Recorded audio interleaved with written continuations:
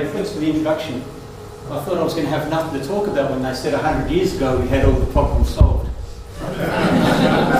Sadly, that's not the case, and there's a lot of people still working to try and find good solutions for the River Murray, both environmental solutions and also political solutions. The thing is, we can't divorce the two. So there's always the politics, and we're trying to derive a lot from the river. We're trying to derive good environmental benefits, and we're trying to derive economic benefits. And trying to marry those two is a bit of a challenge, and thank goodness we've got some good politicians in there doing their job, trying to find that solution. One of the issues that we deal with in South Australia and throughout the Murray-Darling Basin is the carp problem. And so I'm going to focus around this solution on carp. This group's so well organised that I think I got an invitation to speak about 12 months ago. And so I thought, what's a nice general topic that I can fit anything into? It's solutions for the River Murray. So there's a big program on at the moment, which is called the National Carp Control Program, and we have a couple of projects in that. So I'll talk about those and then the program more generally. So what I'll do is explain the National Carp Control.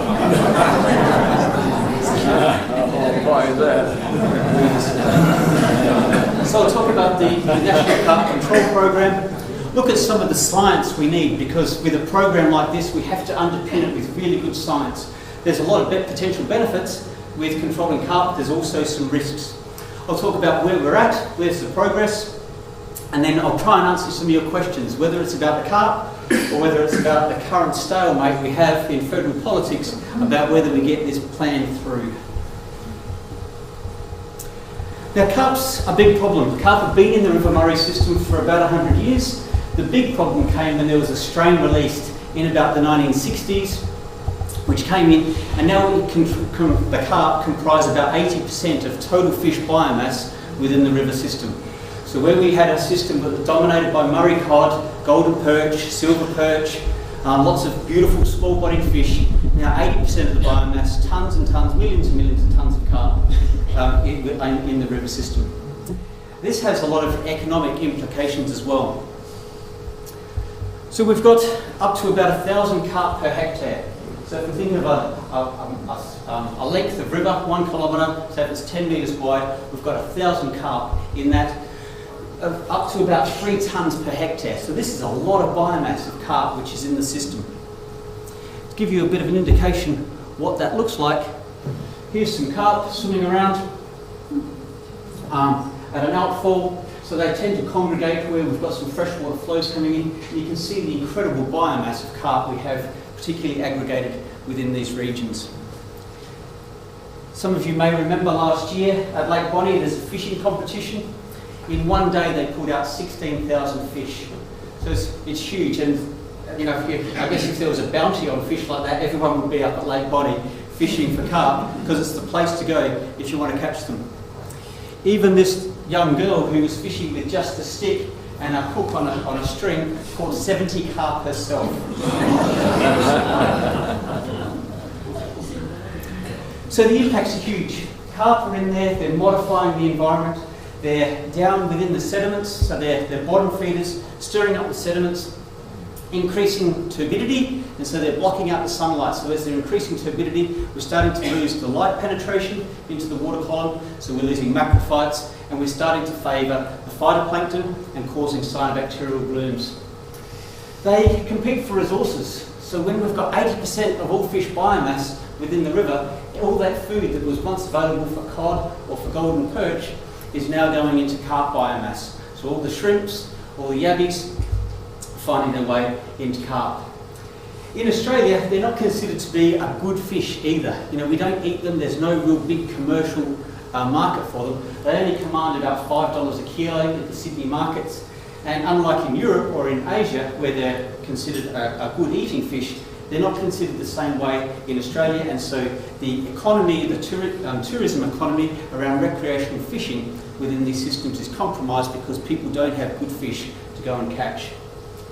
The other economic implication is that they tend to block pumps. So we've got a big irrigation industry servicing a lot of agricultural production throughout the Murray-Darling Basin, and they're compromising that industry.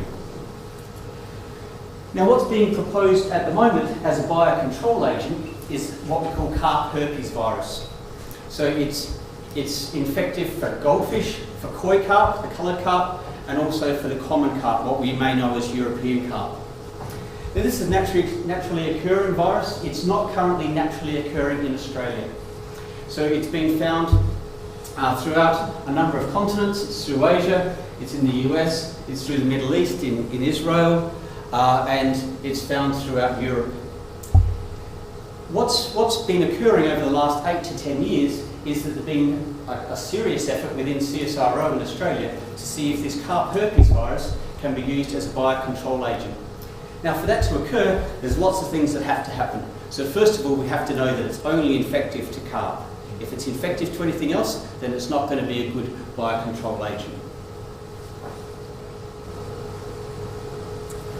So the research needs to ensure that it's species specific. It's not going to jump between species. And all the work that's gone on to date, 12 years of work now across a range of different species, everything we find within the Murray-Darling Basin, some of the estuarine fish, across all of the families of fish that we see, there's no cross-infection of this virus into other fish. And it's certainly not cross-infectious to people. So that's one of the concerns. As soon as people hear herpes virus, they think, what are we going to catch from drinking the water? These viruses are very specific. It's certainly not cross-infectious to anybody else. It can also be highly effective. So to date, we've seen big epidemics overseas, and the trials that are going on within Australia, we see about 80% mortality once this virus infects the fish. So if we think we could knock down populations by about 70% in the Murray-Darling Basin, that would be a great outcome environmentally. So what would success look like? We need to ensure that as we look at these biocontrol agents, they're going to have the desired effect. And really, if we're trying to control carp, what we're actually trying to do is come up with a native fish strategy. We're trying to promote a condition which supports native fish over the carp populations. So here we have a wetland, which this is what it looked like prior to carp being removed, and then this is the same wetland. There was traps put on the inlet. The carp were completely removed. You can see it was a turbid environment because these carp were moving around in the bottom. Now it's a clear water environment with carp removal. Here we've got an exclosure, so here we're excluding all grazers. So this might be what success looks like as well. Here we're also removing the birds, which would also come in and graze upon aquatic macrophytes. But if we can start to clear up the water column and have a serious effort at reducing carp populations, then we're going to start to recover some of the plant communities that have been lost from the river system as well. This is what everyone wants to see. We want to see cod coming back into the river.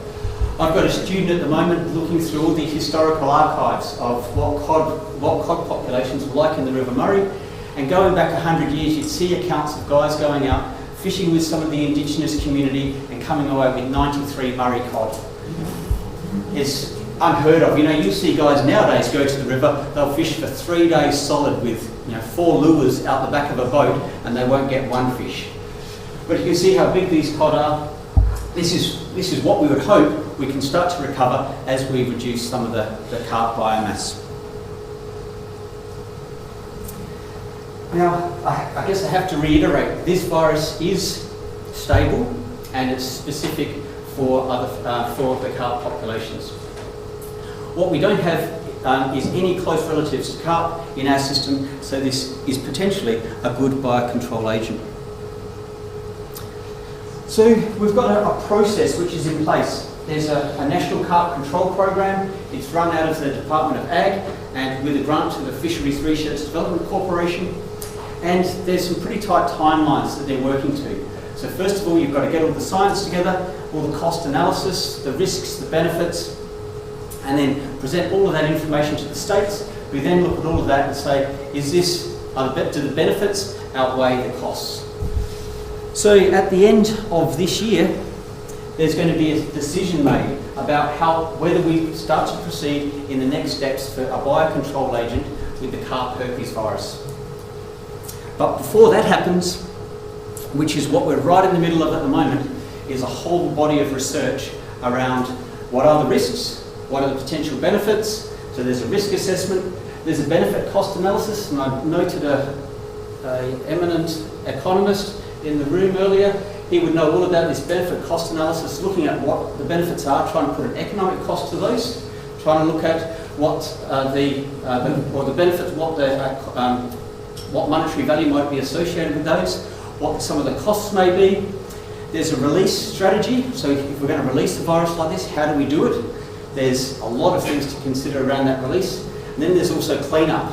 If we've got 1,000 fish per hectare in a river system, how do you get in there and clean it up? And have you actually got time to clean it up before it all decays?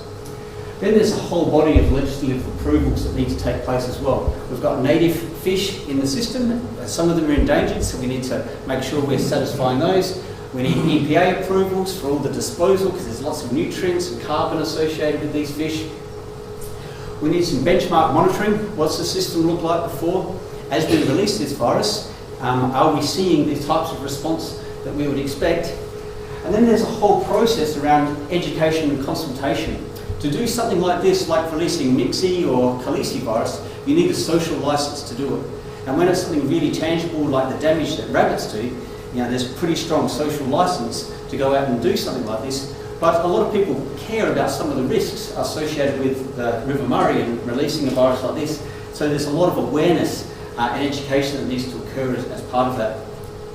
And all this has to be planned and coordinated and delivered at the end of the year.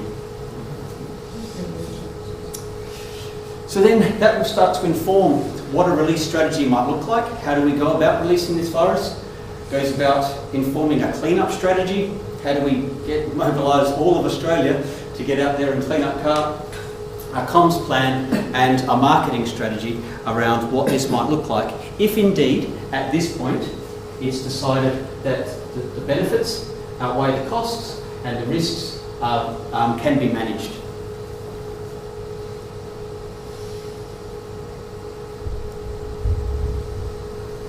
So there's a lot of research currently underway, and we're involved in 2 projects that I'll talk about, and these are addressing some of those priority areas. There is work going on. What cleanup has been done elsewhere around the world with large fish kills, both in aquaculture and in natural systems.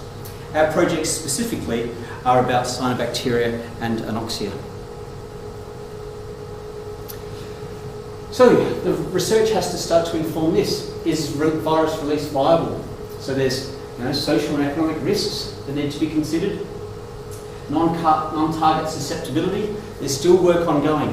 As we get closer and closer to making a decision around this, people keep putting up other species that they want tested, even to tortoises and eels that may be coming up the river system.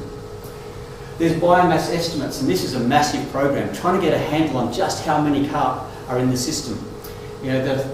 Unlike some of the other fisheries where we've got a lot of catch per unit effort information, like the prawn fisheries and the Gulf or the garfish industry, we don't have that type of information for carp. We know there's a lot of fish, we don't know how many, and until we know how many, we don't know how big a problem we're dealing with, both in terms of the biomass and decay and the cleanup strategy.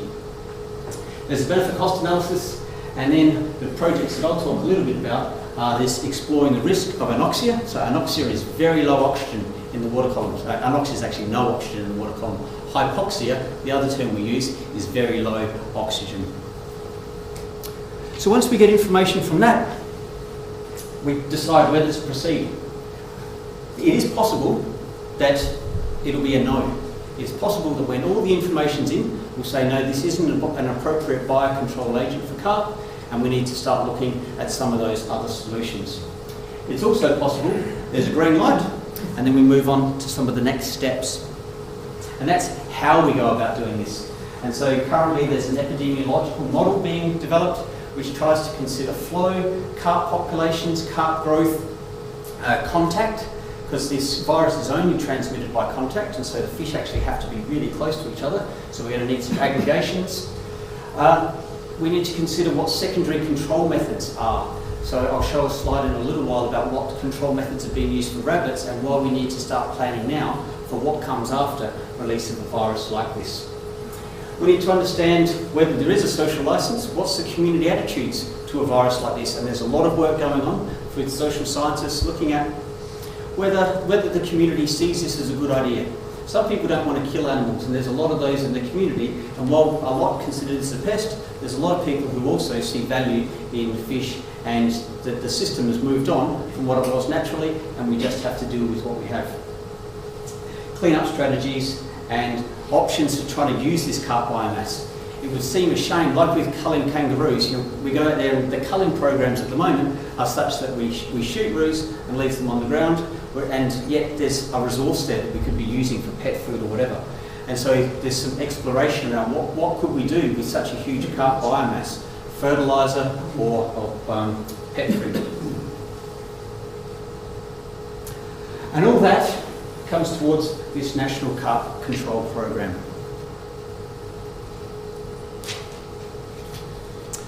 So part of it's looking at biomass. So these are some early biomass estimates. It's hard to see the scale. The red is a lot of fish. So that's 500 kilograms per hectare. And you can see distributed through both the southern and the northern rivers, we've got high biomass of fish. There's long reaches without fish. But if you go and sample any of the wetlands along the stretches of the river, you're going to see fairly high biomass of carp, particularly after the high flows we had in 2016.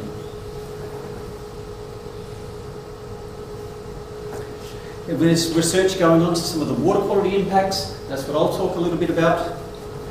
And then there's research going on to what are the best techniques for trying to harvest all of this biomass if we do manage to cause an epidemic and kill lots of fish at once.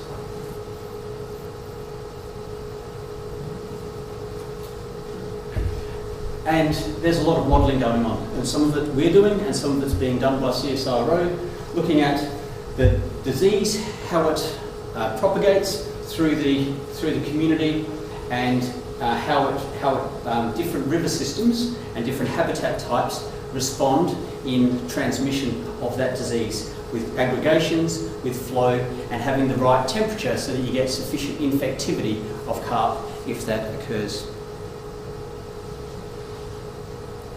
And there's also work going on looking at what's happening internationally. Now, some of the things we're interested in is how much carp is being released. So with all this biomass is just resource, and there's three resources that we know is tied up in carp. One is carbon, another's nitrogen, and another's phosphorus. So as those enter the food web, they'll come out of sediment or off the catchment, these resources taken up by phytoplankton. So they're the phytoplankton are the ones fixing the carbon. Those phytoplankton are eaten by zooplankton, eaten by small-bodied fish, eaten by carp. And so within this 1,000 kilograms per hectare of carp, there's a lot of carbon, it's a lot of nutrient, and so we're looking at what does that mean for both dissolved oxygen, but also for phytoplankton. If we've got all this nutrient being released at once, it could lead to cyanobacterial blooms and some pretty significant water quality issues that consumers have to deal with all the way along the river. So carbon is also a resource, but with that biomass decaying, it's bacteria that are utilising the carbon, and as they're respiring, they're drawing down oxygen concentrations within the water. And it's possible, and we do see it, that the utilisation of carbon by bacteria draws down oxygen faster than it can be replenished from the atmosphere.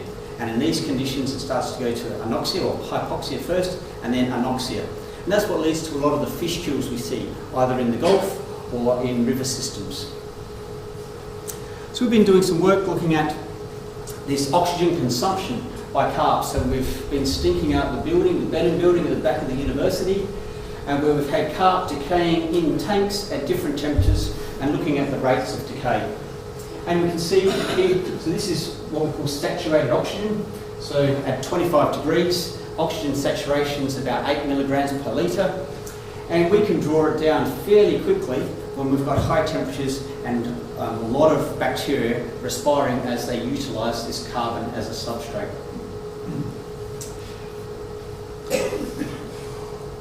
What does this mean in reality? So we went from bucket experiments, mesocosms, into a wetland where we've got all the natural processes. So there's lots of things that change oxygen dynamics. So phytoplankton, as they're photosynthesizing, they're using CO2 and they're putting out oxygen into the water, and so we tend to get an increase with photosynthesis. Then there's everything else that's respiring within a water column. So there's all the fish respiring, all the zooplankton respiring, but that's a fairly small component as opposed to what the phytoplankton are respiring at night. So while they photosynthesize during the day, they're respiring at night. So they're producing oxygen during the day and they're consuming oxygen at night. All the bacteria in the sediments are all respiring because there's lots of carbon there. They're utilising that, turning it over, producing CO2, but utilising oxygen. So this is a plot. So we put lots of carp into some of these what we call mesocosms. They're the pools within a wetland. And we've got all the natural processes. So we've got phytoplankton in there. So DO goes up during the day with phytoplankton productivity, oxygen coming into solution, respiration at night. And then we've got different densities of carp. So C is the control, then we've got a high density of carp and a low density of carp. So photosynthesis, respiration, to about 4 milligrams per litre in the control. So that's still hypoxic, it's still low oxygen, but it's high enough that fish can survive. But once we've got carp in there, there's this extra oxygen demand. So the carp are being acted upon, they're decaying. So there's this oxygen demand with carp decay, and we're dropping our concentrations of oxygen down to zero. This is problematic because of a number of things. One, it's going to start killing all the native fish that are in the water. And the other is that there's going to be lots of release of things like iron and manganese out of sediment into solution. And that's important for water treatment. So these are a couple of things we need to be aware of as we start to look at this carp issue and whether, how big a problem it's going to be both for oxygen, nutrient release, but also some of these other things, iron and manganese coming out, how it might challenge water supply as we draw water from rivers like the River Murray. So we're modelling this, and I'll show a little bit about that at the moment. So these are high densities, and we need to know, is the density that we've been using in some of these experiments the type of density that's out there in the natural populations? And that's where the biomass estimates come in. The other fun thing we've been doing is scaling this up to a whole wetland. So during the particularly hot weather through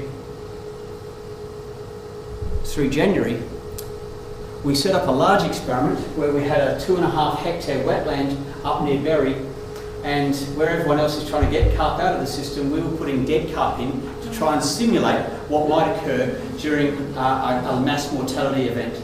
So we put in 6 tonnes of dead carp into this wetland. I was only there for the first 2 days and it got too smelly for me afterwards, so I sent the staff up to measure it. So we were putting carp in to try and simulate one of these events. We're measuring oxygen, we're measuring nutrient flux, and we're also looking at lipids, everything that might start to compromise water quality if we start to see mass die-off in systems like this. One thing we have done is we've stimulated a cyanobacterial bloom. So with carp decay, we've got lots of nutrients coming out. It's going into phytoplankton biomass. So here we have chlorophyll, and we use this pigment just as an aggregate measure of community phytoplankton size. And you can see it's 4 weeks here, so this is 28 days. Pretty big increase in chlorophyll concentration. This is actually really, really high concentrations of chlorophyll. So there's a chance at these concentrations that we're going to be stimulating phytoplankton blooms, which is not necessarily problematic, but if it's cyanobacteria which produce taste and odour compounds and produce toxins, then it may lead to some issue that we have to try and deal with. The other thing that it has generated is a massive biological oxygen demand. All these carp going in has, as the carp are decaying, that carbon's going into solution, bacteria chewing on it. We had temperatures of about 45 degrees up there in mid-January when this experiment was going on.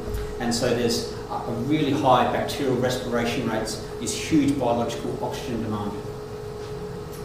So we're getting a bit of a picture that there's a few things that might go wrong, but we need to know, is it really going to be as bad as these extreme experiments would suggest, or is it going to vary depending upon biomass? That's where we need to start bringing in some of our other tools to start looking at problems like this. So we've got a model that we've been building for some time on the lower River Murray.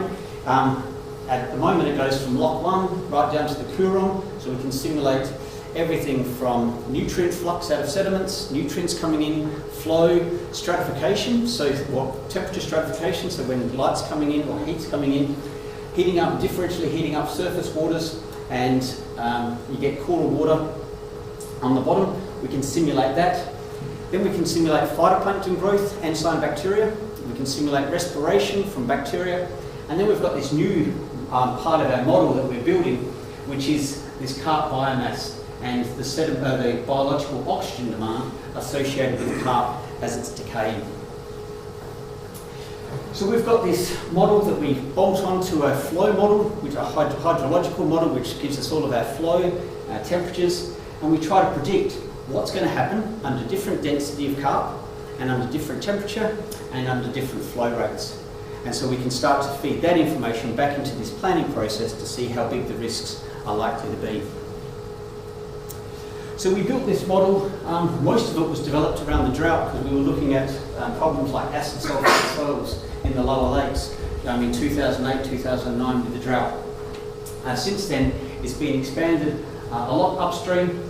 We look at salinity coming out of the mouth for projects with the Murray-Darling Basin Authority, but now its new role is really to look at carp density and what's going to happen as we have carp within the system. So we need to be able to model all of those things that were concerning us, the phytoplankton, the oxygen, we need to be able to model well. And we do a fairly good job. So this is some validation data from Murray Bridge. This is oxygen, so the same we saw before, going down through the day and increasing. And we need to be able to capture both the long-term trends. We also need to be able to capture these diurnal and nocturnal migrations in oxygen with photosynthesis and respiration. So we're doing a pretty good job with our model, so we're confident that we can apply this with strength or power to the carp problem. With flow, what we're putting in there now is balls, we call them. They're like carp, so they move like carp. They die with some sort of infectivity rate, and we're looking at how they're decaying and what they're doing to water quality as they decay. And this is the type of thing we hope to be able to come up with to inform the risk assessments. We know under different carp densities and different flow, what is the risk? What is the risk of cyanobacterial blooms, and what is the risk of oxygen? Now, if you look at some of the early footage of when they were starting to talk about this National Carp Control Program, and Barnaby Joyce, who's a little bit out of favour at the moment, he promoted this as like the silver bullet. So he was talking about Carpageddon, and if you go online and look at the YouTube of Barnaby Joyce making a fool of himself in Parliament for the first time in his career, then it's quite entertaining. But it really has been sold as a silver bullet, and it's not necessarily a silver bullet. Like all of these biocontrol agents, they look great, but there's risks and there's benefits associated with all of them. And we can learn a little bit from history. Everyone likes to talk about rabbits when they talk about biocontrol because it's a positive story for Australia. On this side, there's also cane toads, which we don't tend to talk about too much. Completely damaging for the Australian environment. But if we look at the rabbit story, we had these rabbit plagues coming up. So this is relative rabbit abundance from 1927 through to present day. And we all know what a great job myxomatosis did for control of rabbits. But MIXI on its own wasn't enough. Populations crashed, but then as they started to develop resistance, and both things evolved. The rabbits got a little bit stronger, the myxomatosis got a little bit less virulent, then rabbit fleas were brought in as populations increased the transmission of myxomatosis. Populations crashed again, stayed pretty low for a while, and then they started increasing. Then we had calicivirus, or what they call rabbit hemorrhagic virus, or rabbit hemorrhagic disease. Populations crashed, ripping. We've started to see populations increase again. Anyone who lives in the Adelaide Hills, you would have seen lots of rabbits around, but there's a new strain of calicivirus which is just being, well, there's two strains. There's a new strain that's just been released, and there's a wild strain which is more virulent. So the rabbits are getting slower again, and populations are starting to decrease. But what this starts to point towards is that carp biocontrol with a herpes virus alone may not be the silver bullet. We need to start to think about what are the rabbit fleas for carp, what's the calicivirus for carp, what comes next, what are we going to do to continue to suppress carp populations. Now, a secondary measure that people are talking about that I'm not particularly comfortable with is genetic constructs. Starting to genetically modify carp, you might have heard of the daughterless carp technology, to start to move towards some genetic control as well, to start to support this biocontrol agent. So this is some modelling that was done by a guy called Ron Thresher, who worked for a long time on the daughterless carp program. So he says with Carp Herpes Virus alone, you'll see a decrease in abundance. Populations will increase up to about 50-60% of where they were or where they are currently. Genetics alone isn't going to do the job, but if we use both of these together, their modelling would suggest that we can really suppress carp populations.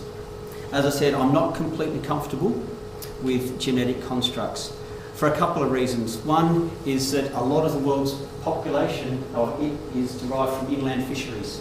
And so if we start to modify something genetically, even if we can control it within our boundaries, if it gets offshore, it could have serious implications for people who really rely upon carp as a staple protein source.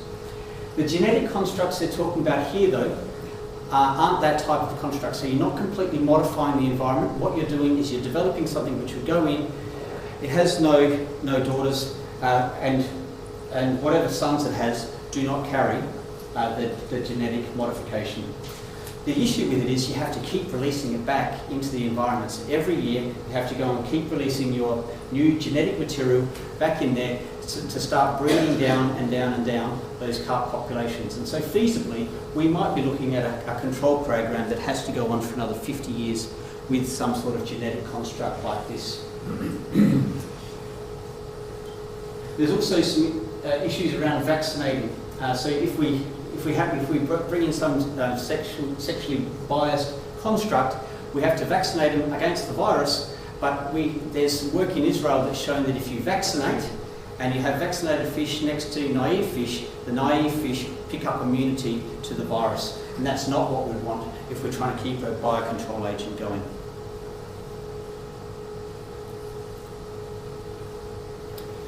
But I think it's important to put carp control into perspective around native fish. This is actually, the whole idea of getting rid of carp is actually to promote native fish and restore the ecology in the system.